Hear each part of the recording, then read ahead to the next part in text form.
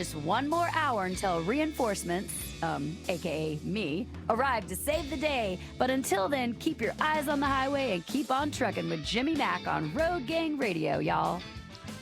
Trucker Bosun, by the way, asked which Jerry. It was Jerry Fritz, by the way, that big heart from New Jersey, from the Dairylands of New Jersey. Please don't think that he was like a city guy. He was very much farm boy, just a farm boy from the Northeast. And I'm one of those rare people that got to hear him on every platform on our prior platform, because every show that I had on, he stayed who he was, but at the same time, man, if he agreed with you, or he saw where you were coming from and he agreed, you had his utmost respect. Yeah, the weekend was an interesting kind of place for Jerry to be as well, too. And I'll kind of tell you the story. When Dave first started that, one of the things that was so important to Dave and so important to us and so important to so many of you guys, by the way, is that, and Joanne Ritchie talks about this all the time, we get people who say, like, literally we would have people who would get angry at us for not just talking about rules, regulations, and rates, like on a nonstop free-floating kind of situation. And people would call in to complain, like on a Saturday, about that. And it was Jerry that said, this show is about having a good time and actually sitting on the porch. You guys shouldn't be making these phone calls. Now, let me tell you about the topic. Exactly. And whenever he called, he never got too aggressive. He never got... He had his opinions. He had his opinions. He had his opinions, but he was one of those great agree to disagree kind of guys. Exactly. And he loved these shows. And... he will be missed. He will be missed, and our heart goes out to him and his family. Well, he's fine. By the way, he's fine. Jerry's fine. Jerry's on the wintry shore. There are people who are welcoming Jerry home right now. It's the people that he's left behind. I want to make that really clear. By the way, what's the great line that it's like, it's us that we're worried about. Jerry's fine. Yeah. It's the rest of us who are going to miss him. Are you going to be buried or cremated, Jimmy? I am going to be buried, and the reason why I'm going to be buried is because it was a gift. I am a member of the Firemen's Association here in the city of New Orleans, and if I want to, if there's enough space, and we won't know for a couple of years because some relatives of mine have choices, I have a guaranteed space. If Claire decides to be buried, I'll be buried with her because Claire doesn't have to pay for a plot either. We both can be buried together. I'd really like us to be buried with my grandparents, my mom's parents, who I just adored, who were there for me as one of 32 grandchildren. It's a long story, but I'm going to be buried with them in all probability. That's beautiful, and I'll let you get to our guest here, but my mom made a comment about her wanting to be cremated, and I was like, absolutely, I respect that. Where would you want to be spread? She gave me some ideas and stuff, and I told her, is it okay if I get like a stained glass vase and put your ashes in that? Because you love plants. Oh, and that's she was really like, awesome. She was like, that's an amazing idea, and we'll keep that vase in the family forever. Yeah, how about the people actually have when their dogs get cremated, actually have their dogs painted? People will paint portraits of their dogs, and the ashes will be inside the paint. Thank you. That's we beautiful. actually had one of those guys on the show once, by the way. Okay.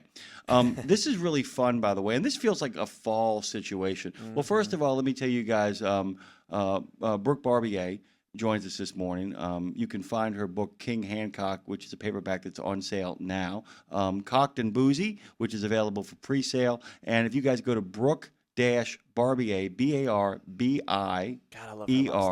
Barbier.com. I mean, by the way, we don't have problems pronouncing that kind of stuff down here, I'll Brooke. tell you what. I tell you what, Brooke, because we are down in southwest and southeast Louisiana, we never get those pronunciations wrong. You can subscribe to her free newsletter over there at Brooke, and Brooke is with an E at the end of the Brooke-Barbier.com.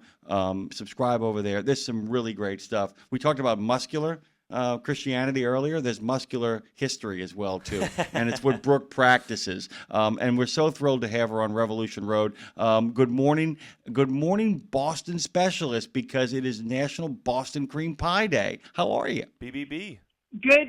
Good morning, Jimmy. Thank you. It's such a pleasure to be on with you guys on Boston Cream Pie Day.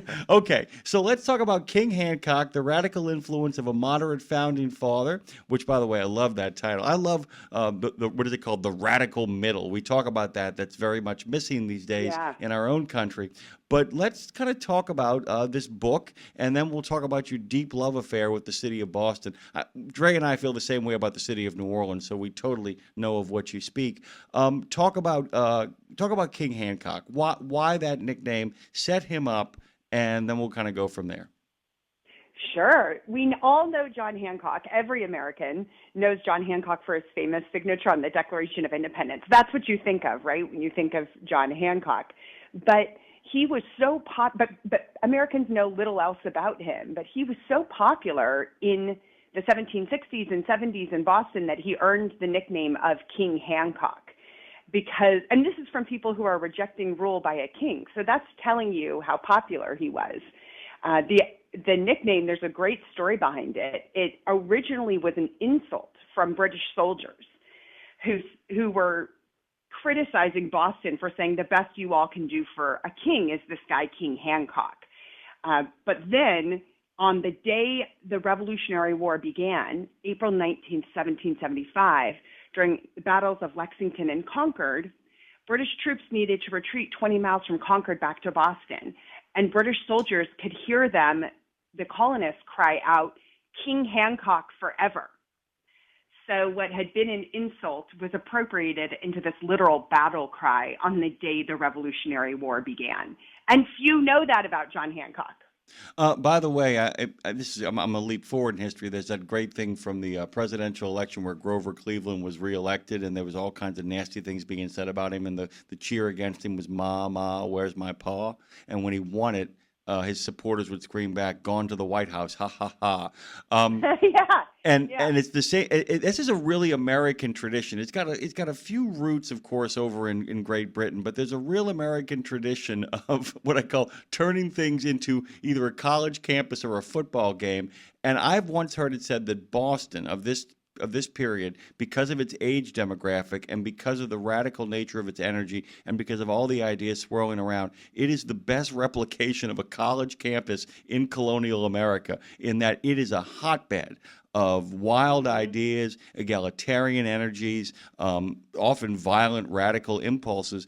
And you could not have asked for a better human being to be standing in the middle of it as a giant moderating factor. The one person that could often walk across, I guess, cultural lines between the people's, the people's Judean front and the Judean front of, basically he could cross lines and talk to almost anybody. That's a fair assessment? That's exactly right. He was really wealthy. He was one of the wealthiest men in Massachusetts. And despite that, he had this real gift for connecting with the ordinary people, with the masses.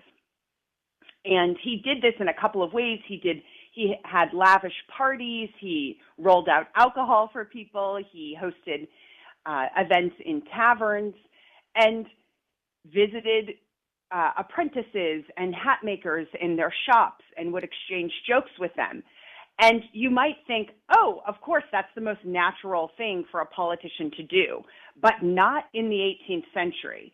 At this time, most leaders, if you think of George Washington, who was considered quite aloof, and someone like John Adams, who really had no gift for socializing with people. These are just a couple of examples, where Hancock had a real ease about him with other people, and it allowed him, exactly like you said, to sort of bridge this gap.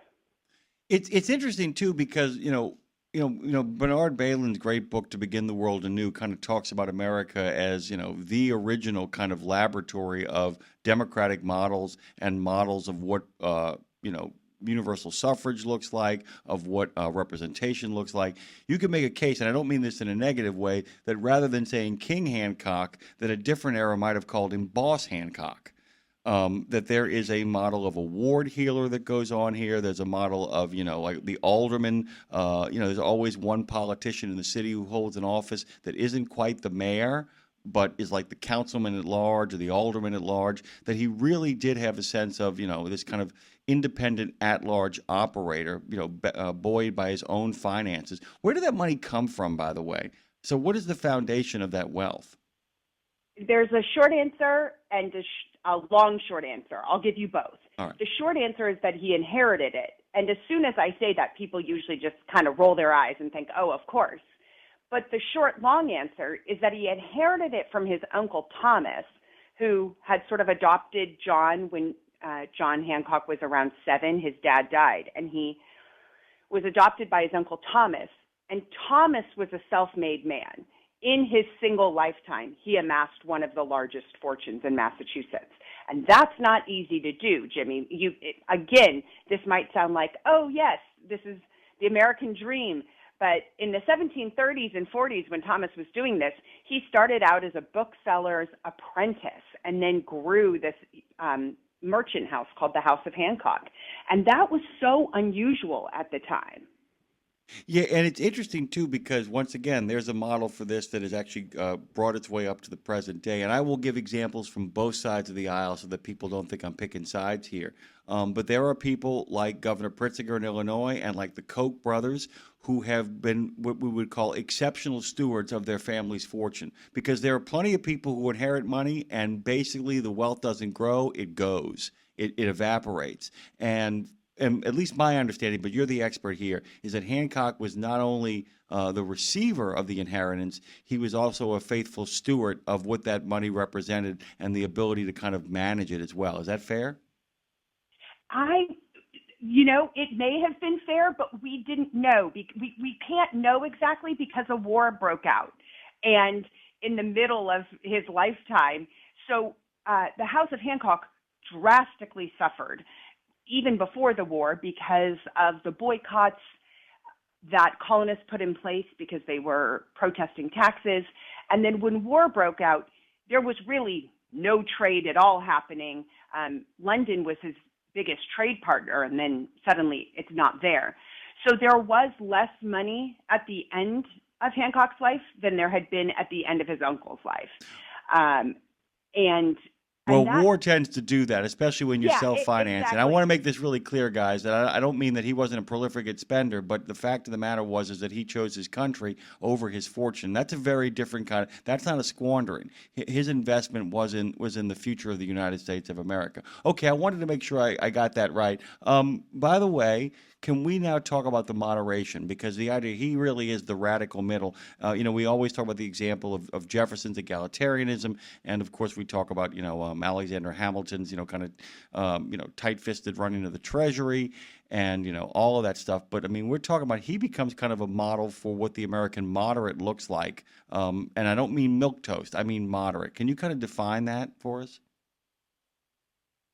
What I mean by it, so moderate can be both like a personality trait that, in other words, you don't like to argue, or you can be, you kind of want to make peace. But the way that I see Hancock is that he was pretty deliberate in his choices. He took a while to get there sometimes. For example, we know that he's known for signing the Declaration of Independence, but he had been reluctant to declare independence, like many other members of the Second Continental Congress. He gets there eventually, but Samuel Adams and John Adams were furious that Hancock wasn't putting his significant political and social influence behind the cause of independence because they'd been ready a couple of months earlier. So the Adams cousins are more on that radical side, almost rash, where they're ready for independence. John Hancock, as we talked about, has this significant fortune. He doesn't have any assurance that declaring independence will keep his fortune or what it might do. And so he got there more deliberately, but he got there in the end. And I think that's one of those examples where we associate someone with being so tied to independence and the Declaration of Independence, and yet he was moderate and needed to take his time to get there. No, and by the way, that is once again a very distinctly American example of watching people over the course of their lives slowly have to kind of deliberate, because for the first time in the history of mankind, individuals who are not royalty have fortunes, have money, have property and position and place based on what they have and not so much of who they are. And there's a lot of stuff at stake, and so this is a very uniquely American story that plays itself out. Slavery is another place where he actually kind of grows and changes as well. Correct? That's exactly right. So his family had benefited from enslaving Black men and women for decades. Uncle Thomas had owned at least 7 enslaved men and women, and they were passed down to his wife when he passed away, and then Hancock's aunt passed them on to him, on to John Hancock, sometimes with conditional emancipation. And so when John Hancock, in the late 1770s, we don't know exactly when, he emancipated any enslaved person that was under his care, under his previous care or ownership. And that's pretty remarkable. We don't see a lot of members of the founding generation do that. But then what's even more remarkable is more than a decade later, he hosts a party at his house, and it's attended by Black men and women, and it was derisively referred to as the Equality Ball, because Hancock hosted this party in the name of, quote, liberty and equality. So that's really remarkable, to go from enslaving people to emancipating them to then saying liberty and equality. That's big language for someone in his high position. But what I argue in my book is that Hancock, and this goes back to him being sort of moderate, he doesn't write a political tract or an emancipation essay about the importance. He does it with hospitality. He leads by example. He leads by entertaining. And so while we don't, it's unfortunate for a historian in some ways because we don't get his thoughts on it, you see it in his actions. Well, and the other thing is too, then you're suddenly digging for primary sources that involve like reporters, if in fact there, I mean, there are reporters who do this kind of stuff who might have covered the event, or looking for journals where people who actually were in attendance there, who actually kind of reported. It makes it much more difficult rather than just laying out, your beliefs in one sort of manifesto sort of way. That kind of sets up things really nicely here, by the way, because along with being all things Boston and all things John Hancock, Brooke is also a specialist in how the founding fathers tied one on, and I think it's a really cool thing. Cocked and Boozy is the name of her next book, An Intoxicating History of the American Revolution. I'm buying this, and my dad and I are going to read this together. This sounds like an absolute blast. It's a discussion and an investigation of the influence of alcohol on the American Revolution, and also ties into a lot of your own. I'm not suggesting you're a drunk here, but it ties into the fact that you're a person. If you go to her website, you'll see that she's actually holding up a mug and making a toast to anybody who makes their way over there. Brooke joins us this morning. Talk about this as well, because a lot of people don't realize that these kind of history books, the kind that you actually got coming out in the spring, are the kind that often people don't get a chance to really enjoy. That people had a good time back then, and sometimes a good time is a really great political device to kind of advance the cause of whatever it is you're trying to advance. You can get a lot of people with a great speech. You can get a lot more people with a couple of kegs, and that's the truth of the matter. So talk to us a little bit about Cocked and Boozy, but also talk about drinking culture in general, both in Boston and across the colonies. I own a tour company in Boston called Ye Olde Tavern Tours, and I founded this company in 2013, and we see historic sites on Boston's Freedom Trail, and we stop in historic taverns to have a beer in each. And we talk about the influence of alcohol on the American Revolution, but specifically to Boston. And then over the years, I've started to zoom out on that research, and it's obvious how prevalent drinking was throughout the 13 colonies, how vital it was to the economy, to politics, as you suggested earlier, and to the social and cultural life of the colonists. So much happened in taverns. There were few other public buildings, usually in a small town or one of the bigger cities, except for taverns. And so this is where people gathered to talk about politics. This is where they gathered to have leisure and play cards or whist. This is where they gathered to hear the newspaper read aloud, and that helped those that couldn't read, that they could still hear the news. It's where travelers would stay overnight, and so it's where you got gossip from other colonies, and all while enjoying yourself with a glass of a mug of beer or cider. There are some really wild cocktails from this time period, And at the end of every chapter in Cocked and Boozy, there's a historic cocktail that you can make, and I give you a modern way to do it. But some of them are quite delicious. So we might think of an 18th century tavern serving up this very simple fare, but in fact, some of these cocktails are really fun to make, and they're pretty labor intensive. By the way, Dre, do me a favor. While this is going on, just send Claire Marie, who actually was responsible with Don Haggis for booking Brooke Barbier here on the show. Send her an email saying we'd like to get Brooke back for Christmas to give us some of those recipes so people can have a colonial cocktail during the celebrations. Brooke, by the way, is a public historian who received her PhD in American history from Boston College. I'm sorry your Eagles lost their quarterback, by the way. It's going to be a rough season. Researching Boston social and cultural life during and after the American Revolution is her area of specialty. While earning that graduate degree, she taught history at Boston College and Stonehill College, and her two favorite things as you're learning are history and beer. But let's talk about those cocktails a little bit here. Can you just give us one or two examples, and then we'll get to a whole bunch when we get you back on the show in a couple of months. But tell us some of the cocktails that people enjoyed back then. One of them is called Cherry Bounce, and it's such a fun, cute name. But this is a recipe. There's a recipe from Martha Washington. Abigail Adams mentions enjoying Cherry Bounce.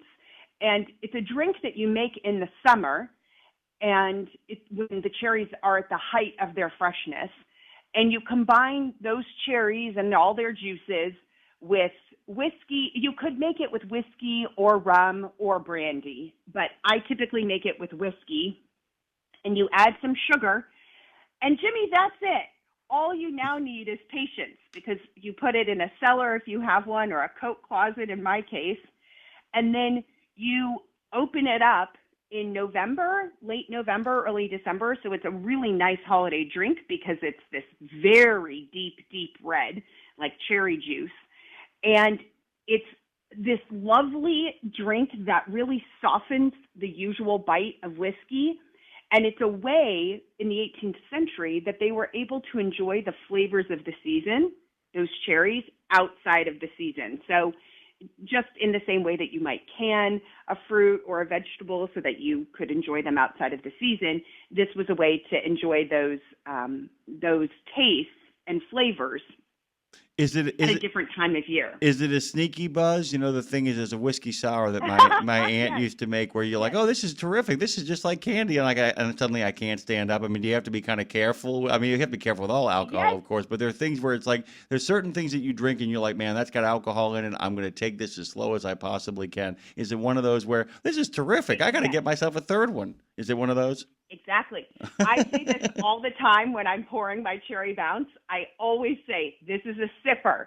It's not a drink to just gulp down, because essentially it's whiskey, cherry juice, and sugar. I mean, there isn't much else in it.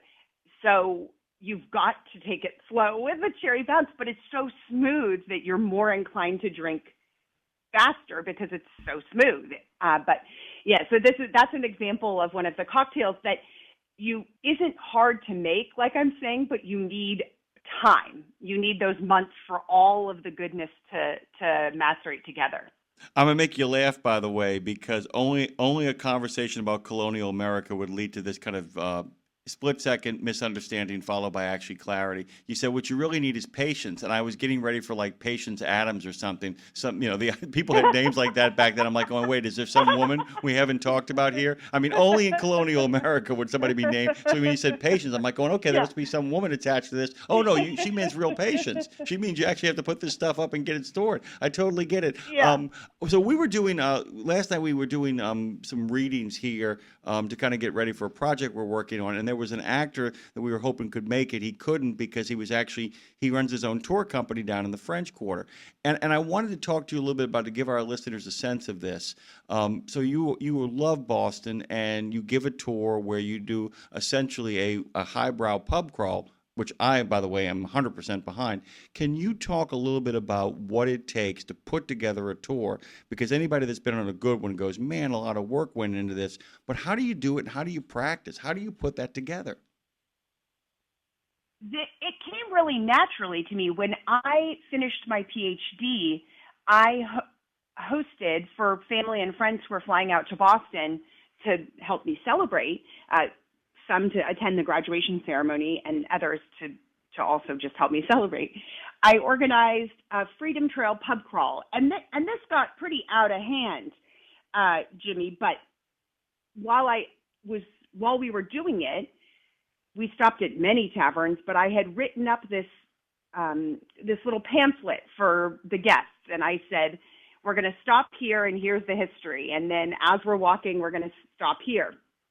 And it wasn't in anything other than my graduation party from getting my PhD.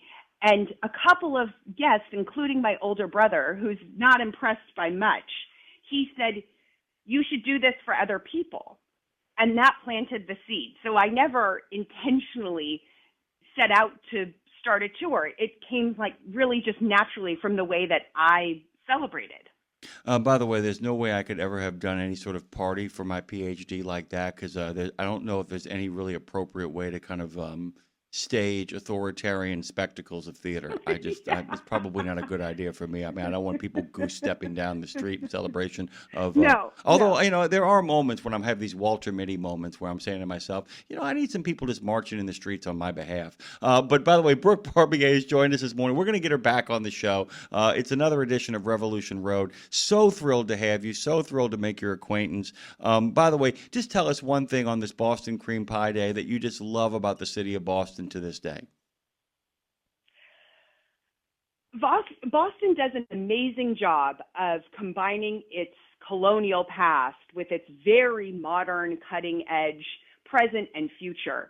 It's such a special city, and if anyone hasn't been, it's an amazing trip because you will see buildings from the 17th and 18th century. You'll be walking the same streets that John Hancock did and Paul Revere did.